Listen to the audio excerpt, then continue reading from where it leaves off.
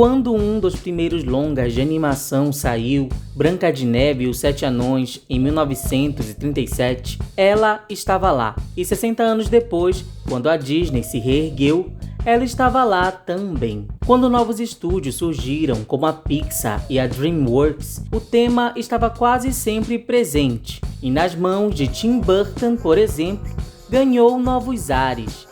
Mas por que parece que a morte ainda é um tabu quando se fala em filmes de animação para crianças? Este é o Sociocrônica e nós vamos dissecar mais um item da cultura pop.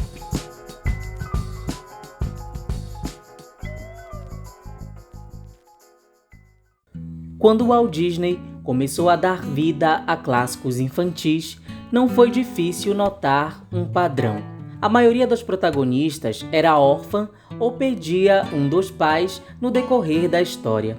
Branca de Neve, de 1937, não tem nenhum dos pais desde o início.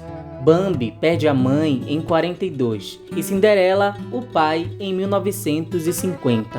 Ao que logo espalharam que aquilo era uma vingança de Disney. Em 1938, com o sucesso de Branca de Neve, ele comprou uma casa para os pais, mas eles se mudaram para lá antes que o sistema de gás estivesse consertado. O pai sobreviveu, mas a mãe foi encontrada morta devido a um vazamento, e dizem que pelo resto da vida Disney se sentiu culpado por isso. Se ele carregou essa culpa, não saberemos, mas a morte continuou aparecendo em seus filmes, mesmo depois de Disney ter morrido. Pequena Sereia e Bela não têm mãe. E não podemos esquecer da mais traumatizante cena de Simba perdendo o pai na sua frente nos anos 90. Embora desde sempre algumas dessas representações fossem criticadas como sombrias demais para seu público infantil, elas tinham como intenção criar empatia e abrir espaço para que os personagens trilhassem uma trajetória de mudança e amadurecimento. Já quando a morte era visualmente forte, mas servia de punição para o mal, era aprovada pelos censores e pouco julgada, o que explica o final macabro de dezenas de vilões da Disney antigamente. Não é difícil imaginar qualquer um explicando ao filho que o enforcamento de Clayton em Tarzan de 1999 foi só porque ele era mau e merecia. Um maniqueísmo irreal que funcionou por muito tempo na história do cinema em geral. Com o surgimento de novos estúdios de animação, o conceito de morte ficou mais complexo. Toy Story, o primeiro longa animado por computador, é claramente existencialista.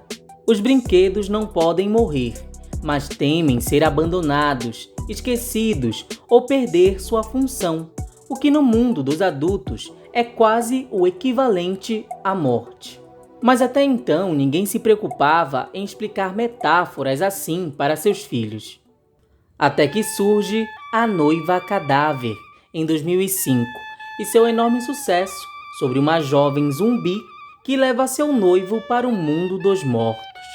Outros filmes já tinham explorado isso antes. O Estranho Mundo de Jack, de 1993, já havia trazido o primeiro Mundo dos Mortos num filme de animação para as crianças. E James e o Pêssego Gigante, de 96, têm a mesma vibe sombria. Só que os dois longas, dirigidos por Henry Selick, foram fracassos de bilheteria e esquecidos até se tornarem clássicos cults recentes.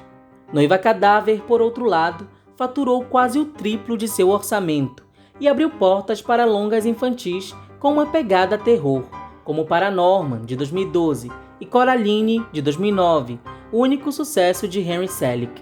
Só que Emily, a noiva, não é a protagonista de fato, e sim Victor, e nós nunca vemos a morte dela de forma explícita. Por isso Soul, de 2021, causou tanta comoção. Afinal, o protagonista morre nos 10 primeiros minutos de filme para todo mundo ver. E o longa de Pete Docter é existencialista sem se valer de metáforas e realmente está na busca para entender o sentido da vida. O mundo do além também não é tão colorido e divertido, mas povoado por almas. Talvez por isso, a jornalista Begônia Gomes Urzais escreveu para o El País o artigo intitulado "Em que momento a Pixar esqueceu que seus filmes às vezes também são vistos por crianças?", onde questiona o público-alvo do estúdio. Como parâmetro, Urzais usa seus 2 filhos, um de 7 e outro de 2 anos, e cita o portal The Ringer, onde pais contaram suas experiências ao ver o filme com os filhos. A maioria deles cita a cena da pizza e a parte em que o cara é um gato como a que mais fez sucesso com os baixinhos, o que faz sentido. Segundo psiquiatras infantis, até os 3 anos da criança, morte é ausência. Só dos 4 aos 7 que ela compreende que morrer é irreversível. A criança entende que o avô falecido não volta mais e o gato que morreu não estará mais na casa, porém não faz distinção entre o valor de uma perda humana ou de seus animais. Relata Fernanda Mapa, da Associação Brasileira de Neurologia e Psiquiatria Infantil de Vitória. Somente a partir dos 7 ou 9 anos, a criança vai ter consciência da vida totalmente pronta. Em 2009, Pete Docter já havia cutucado o tema em Up, Altas Aventuras, quando, de novo, em seus 10 primeiros minutos, mostra o falecimento de uma personagem importante para o protagonista. Crianças pequenas não atribuem o mesmo nível de emoção que os adultos porque não compreendem totalmente o conceito de morte, diz a psicóloga Aileen Kennedy Moore. Isso não impede que pais e responsáveis usem esses filmes justamente como gatilhos para introduzir seus pequenos em assuntos delicados como perda e luto. Se Frank Winnie, de 2012, é sobre uma criança que não aceita a morte de seu cão, podemos ver aí um motivo para se falar sobre um dos aspectos fundamentais da morte, como a irreversibilidade, ou seja, se uma pessoa ou ser vivo morre, não há retorno na vida real. Se 2 irmãos é sobre 2 elfos que não aceitam a morte do pai, pode-se falar sobre a não funcionalidade, ou seja, depois de morto, o ser não corre, não dorme, não pensa, não sente, não age. E se Rei Leão e Operação Big Hero é sobre o luto do personagem principal por um membro da família, pode-se falar sobre a universalidade, ou seja, tudo que é vivo um dia vai morrer. Quanto mais você fala sobre a morte e o que ela significa, menos assustado e confuso seu filho ficará quando ela acontecer com um membro da família, diz Ashley Chopin, especialista em vida infantil. O conceito de morte também varia conforme culturas e indivíduos. Viva a Vida é uma Festa mostra isso muito bem, ao usar do Dia dos Mortos, da tradição mexicana, sem medo de parecer assustador. Culturas hispânicas, afinal, ensinam suas crianças a lidar com a morte com menos dor que a nossa cultura brasileira de influência mais portuguesa. Tente ajudar seu filho a entender a morte antes que ela afete sua vida de maneira significativa, diz Chopin, e ressalta que eufemismos como virou uma estrela ou está num lugar melhor devem ser evitados, porque além de serem explicações vagas, assustadoras e confusas, podem gerar um sentimento de culpa em crianças pequenas. Em vez disso, converse com seu filho em um local familiar. Enquanto brincam, seja honesto e concreto, mesmo que pareça um pouco frio, diz Chopin, e ressalta o cuidado com questões religiosas. Se você disser que Deus ama alguém e deseja levá-lo para o céu, seu filho pode se comportar mal porque tem medo de que, se for bom demais, Deus vai levá-lo, diz ela. E acrescenta: não reprima suas emoções ou as de seu filho. Quando você sofre na frente dele, está modelando um comportamento saudável.